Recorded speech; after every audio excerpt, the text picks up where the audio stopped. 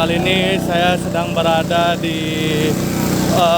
salah satu rumah warga yang terendam banjir.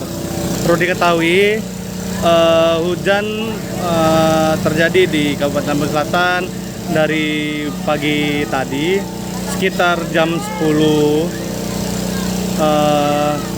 hingga sekitar jam 1. Akibat hujan deras, rumah warga di lingkungan Cinagirang, Kelurahan Weiurang, Kecamatan Kalianda, Kabupaten Lampung Selatan, terendam air, Selasa, tanggal 13 Juli tahun 2021. Tidak ada korban jiwa dalam peristiwa itu.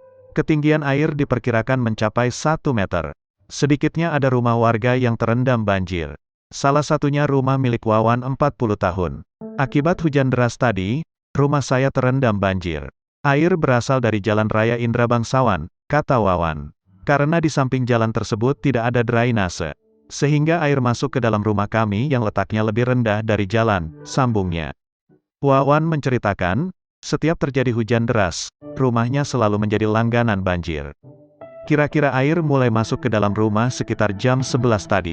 Saya mencoba menguras air dengan alat penyedot air di sawah. Udah sekitar 1 jam saya sedot pakai alat itu, tapi air tak kunjung surut, jelas Wawan.